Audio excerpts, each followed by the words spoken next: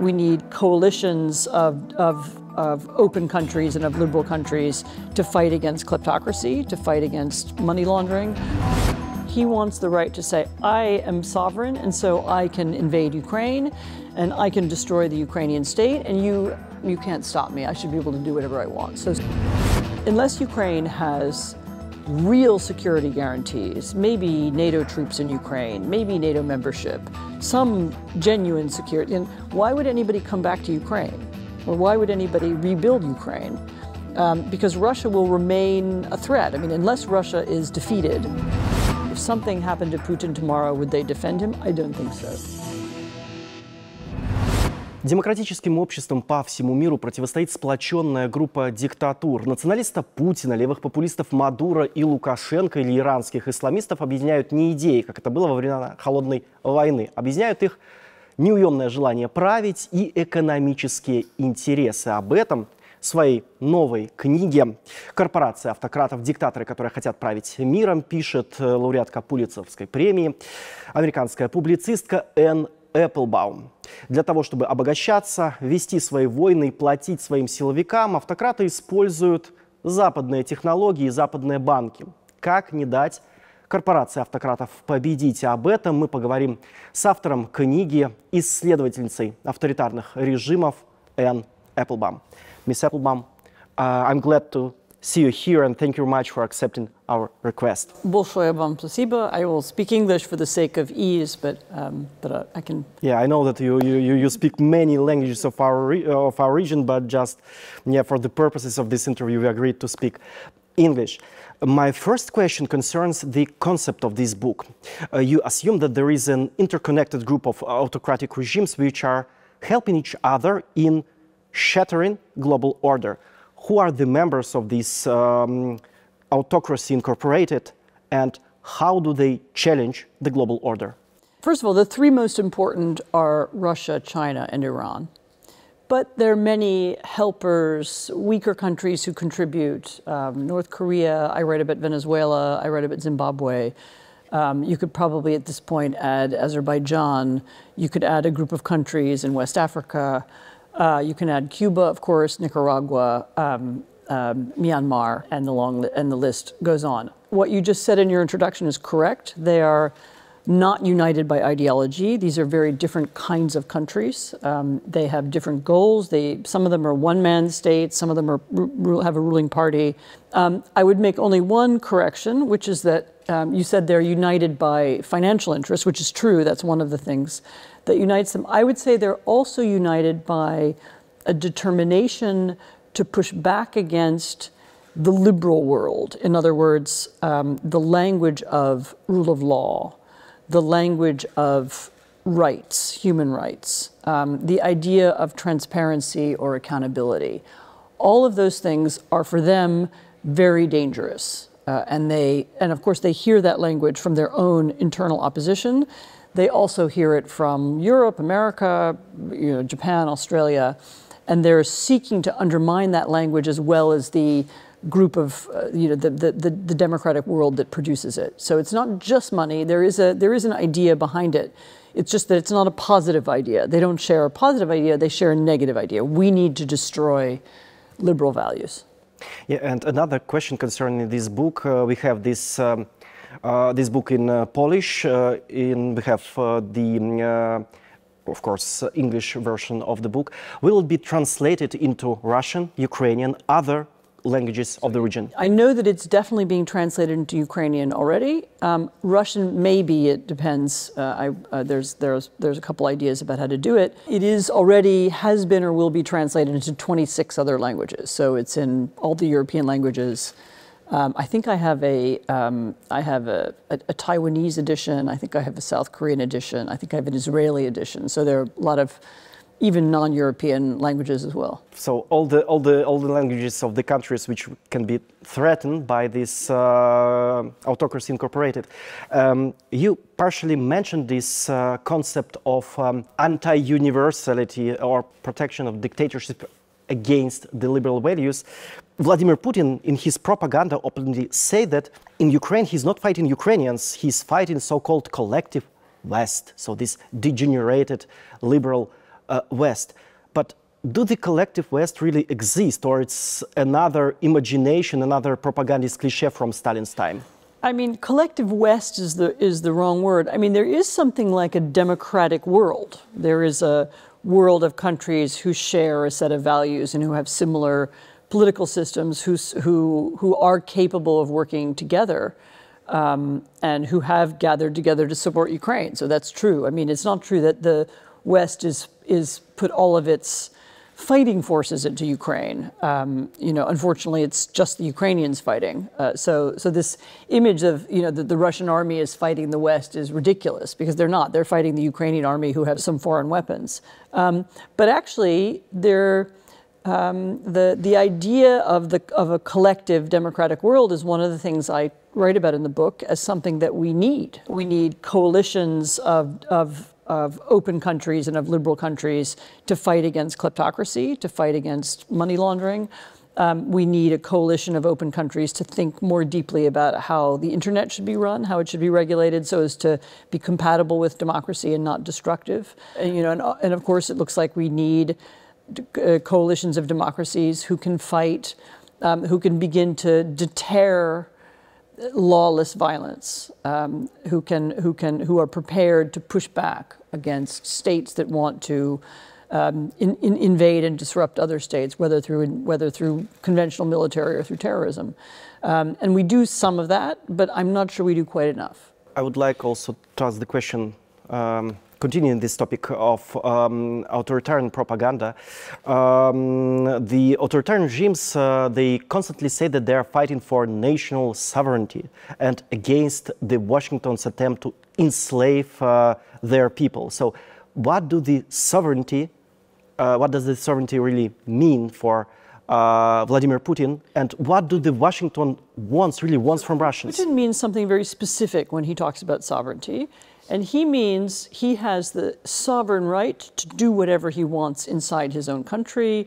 He can arrest people, he can destroy people, but he also wants the right to do the same thing outside of his country. He wants the right to say, I am sovereign, and so I can invade Ukraine, and I can destroy the Ukrainian state, and you can't stop me. I should be able to do whatever I want. So sovereignty, in his mind, and this is a very specific Russian thing, isn't something that every country enjoys. Ukraine does not have sovereignty. You know, I think in his mind, even Europe doesn't really have sovereignty. Only countries that can invade other countries have sovereignty. And his view of the world is that there shouldn't be any restraints on that. He's allowed to invade Ukraine, to invade, I don't know, Moldova, to invade whoever he wants, and we don't have the right to say anything about it. That's his vision, that strong countries get to do whatever they want. And of course, that's diametrically opposed to the concept of the United Nations that was invented after the Second World War, which said that borders are not changed by force. And of course, it's also diametrically opposed to all of the assumptions we have about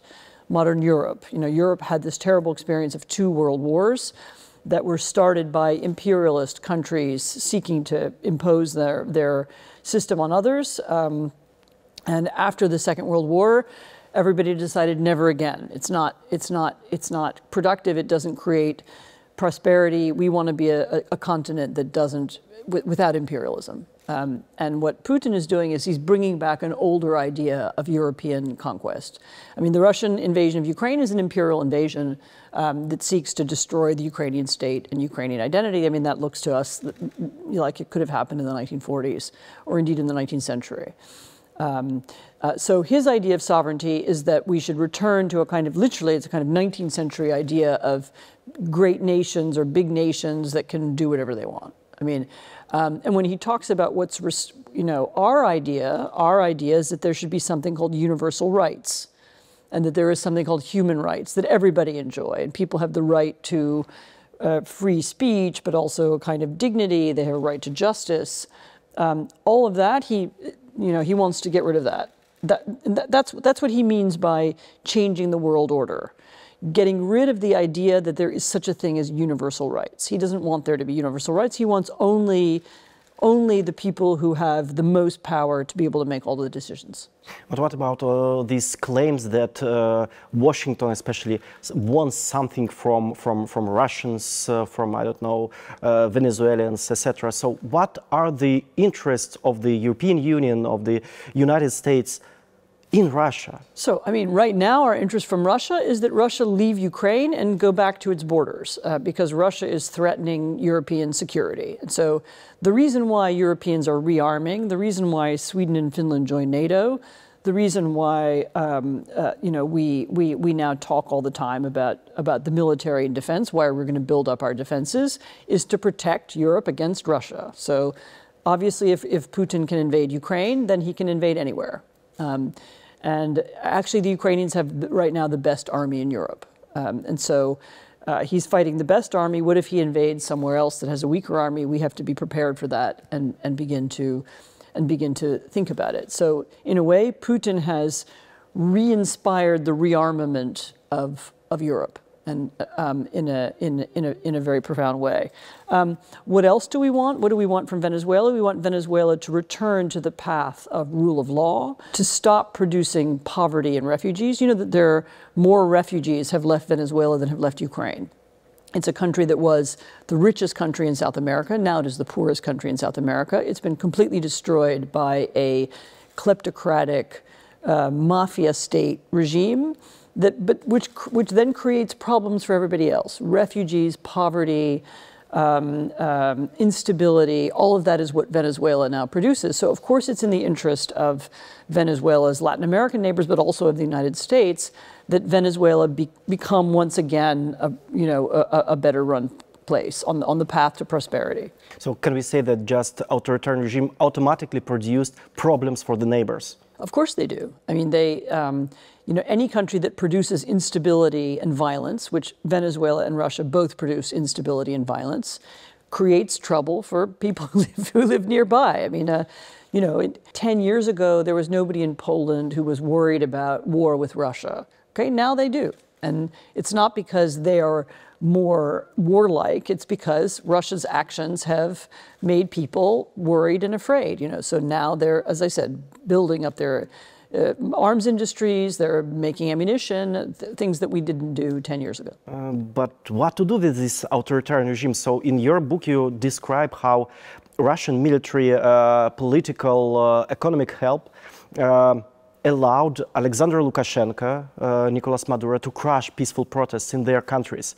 So does it mean that the era of non-violent revolutions has definitely gone? And what after? I don't know if it's definitely gone, but it's clear that the autocratic regimes are better prepared now to fight these revolutions, both because of surveillance technology and internet technology that gives them greater control. They can see what's happening in the population better, but also because they've understood that they need not only to fight these individuals, they need to fight these ideas. They need to fight the idea of rule of law, the idea of justice, the idea of freedom, and above all, it's interesting, they need to fight the idea of optimism and of hope. Because when people are hopeful, when they're optimistic, when they believe change is possible, then they're willing to cooperate together to make that change. And this is what especially Putin and his friend Lukashenko, especially they try to do, is to destroy people's hope. Instead, to make people feel cynical, nihilistic, nothing can ever change, or even if we did change, maybe things are bad here, but in the West it's worse. That is their idea, to build, above all, to build apathy. They want people to be apathetic. They want people not to care about politics. They want people not even to know about politics. They want people to say, I can't do anything about that. I give up. And that's actually the core of their propaganda when you listen to what they say. The core of their propaganda is just to persuade people to stay home. There is no better world, just everybody is the same corrupt as us. There's no better world, and that's one of the reasons they're always looking backwards. They talk about the great past, or they talk about, Peter the Great, or they talk about, the glory of even of the Second World War. And they talk about that because that's, they don't want people to look forward. But you say that democratic countries should not fight authoritarian regimes, they should prevent autocratic behavior at home and abroad. What does it mean? What measures should be taken to prevent this, to weaken this authoritarian corporation? So one of the things I write about in the book is changing our own laws so as to make this process of laundering and hiding money much more difficult. So we could eliminate these anonymous companies. We could end the ease with which people can keep their money in tax havens. So many of the tax havens are British, actually. You know, the British could put a stop to that economy. You know, in the British Virgin Islands or in the Cayman Islands. So there are many things that we could do to make our own system tighter and make it less easy to exploit. That's in some ways, I mean, that would just that would be a great beginning, because a lot of the world's dictators hide their money inside that kind of offshore world. But you say that the dictators are much better prepared for popular uprisings. Should the democratic world be also better prepared and, I don't know, instead of deep concerns, give freedom fighters money to buy, I don't know, Bayraktar guns? It's a provocative question, but, you know. I'm not going to advocate that we support violence. I mean, the U.S. has a bad record of trying to change regimes by violence, and I think mostly we shouldn't do that. Clearly we are helping the Ukrainians fight for their sovereignty, and which is also a fight for democracy and for freedom, and also it's a fight for rule of law, because that's one of the things that's at stake in the war. And I'm also in favor of us helping other opposition movements to the extent that it's feasible and possible. I mean, and we do, actually. Probably not to the extent that the regimes imagine, but that we should help people be able to just exercise their rights, that people should be able to speak and write and publish freely. I mean, yeah, I think we should help them with that. Talking back about Russian and Chinese wealth and dictatorship wealth in general, the economic power of Russia and China are built on Western technologies and the trade with the West. The assumption in the 1990s was that it was going to be possible to trade with Russia and with China in a politically neutral way. That it could be mutually beneficial. You know, we trade with you, you trade with us, everybody benefits.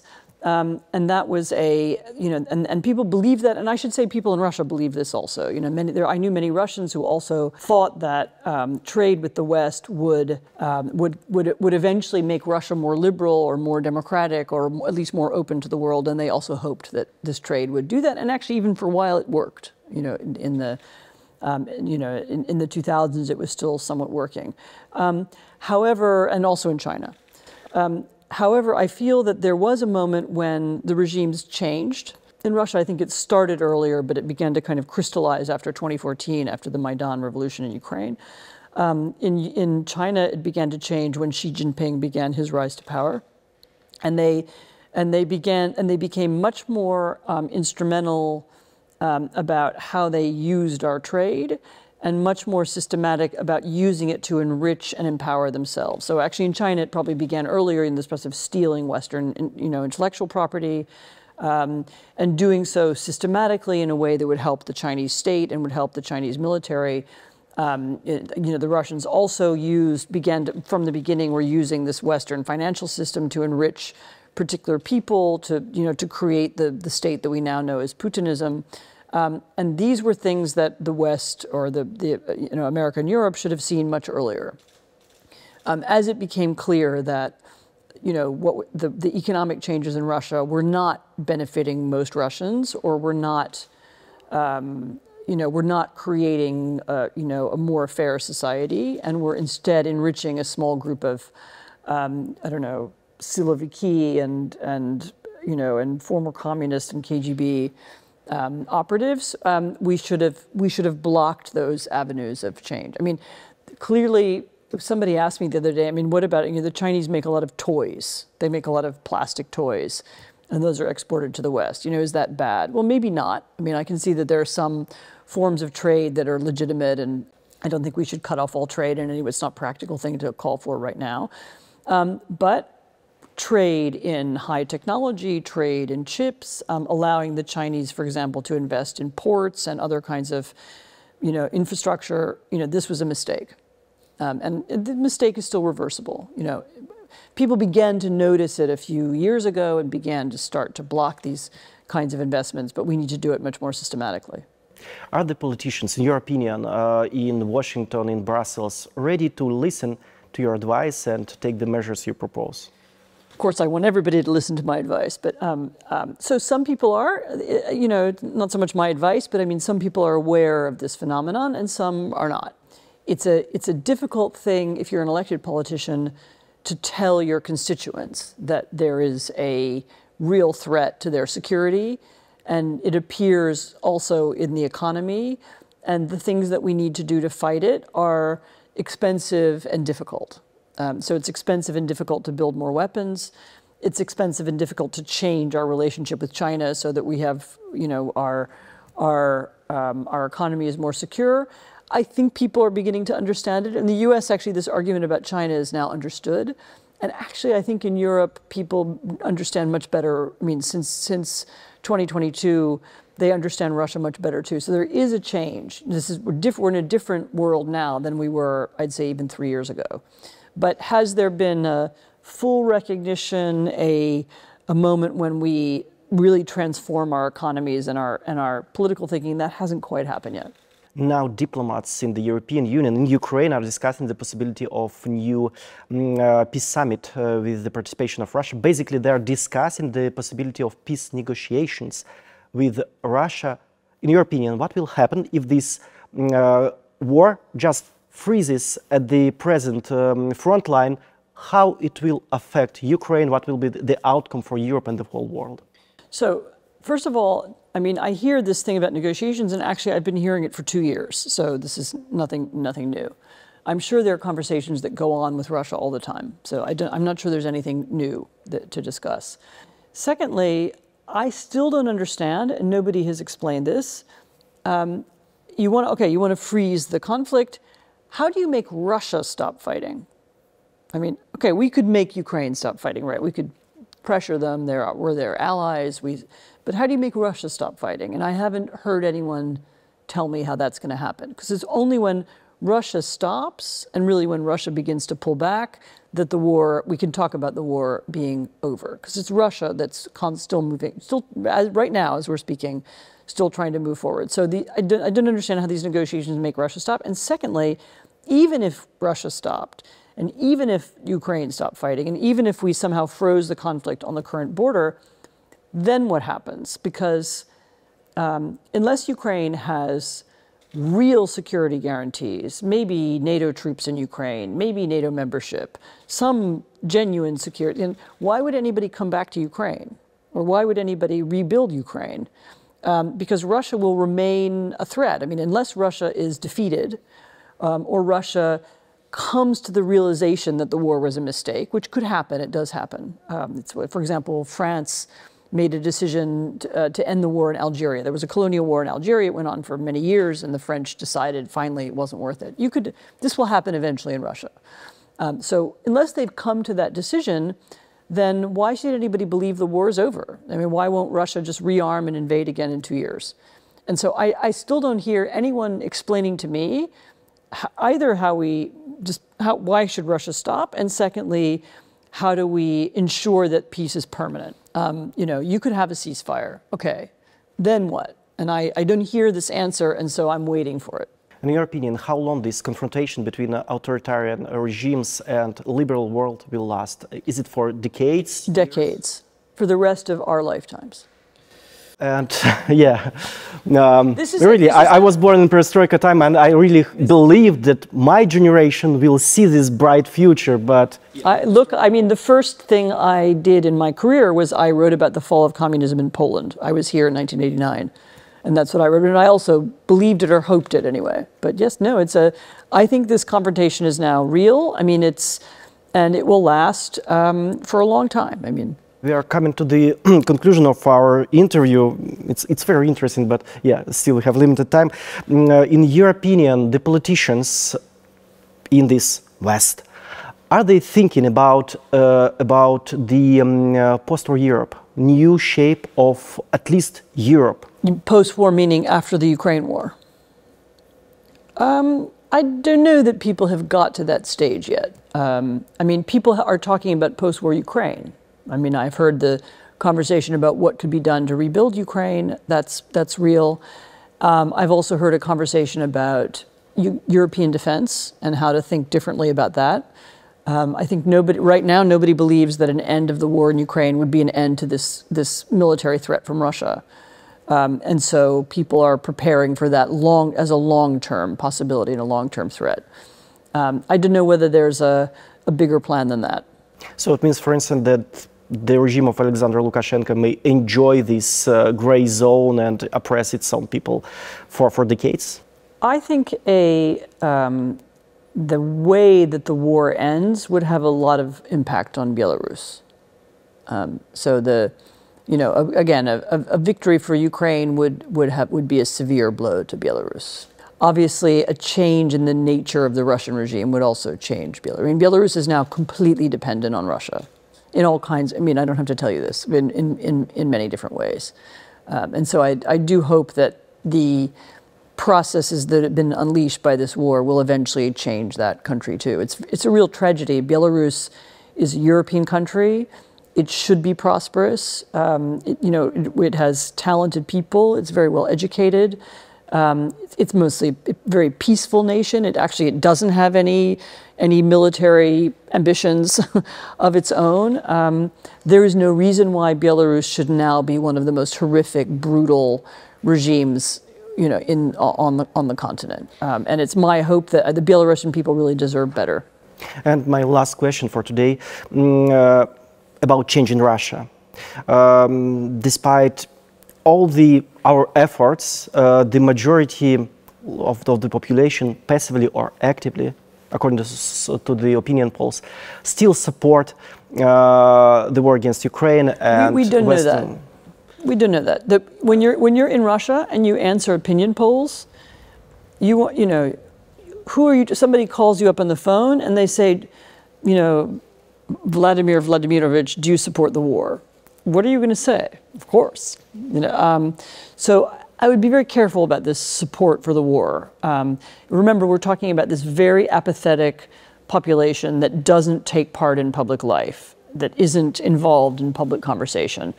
What they support or don't support is still very unclear. There was a very interesting moment at the time of the Prigozhin rebellion in Russia when he marched into Rostov and with his men and this armed vehicles, you remember, there was no popular uprising. Nobody came to object to him. Nobody said, these mercenaries are coming to take over our city, we need to fight back. No one did that. So there is they're passive about the war, but they would also, if something happened to Putin tomorrow, would they defend him? I don't think so. And in long term, what should be done from the Western side, from the Russian side, to transform Russia into a peaceful neighbor in Europe? A political system which didn't have imperialism at its heart, a leader who didn't imagine himself as the new incarnation of Peter the Great, even just simply think a leader of Russia who cares about Russia and who's interested in Russians and Russian prosperity. This for me would be enough. What's dangerous about Russia is its insistence on imposing its imperial vision on its neighbors and on the world. Let's hope that one day it will happen. Thank you very much for accepting our request and for this really interesting conversation. Thank you so much. А нашим зрителям я напомню, что наши гости, или точнее, мы были в гостях у экспертки по авторитарным постсоветским режимам, лауреатки Пулитцеровской премии Anne Applebaum.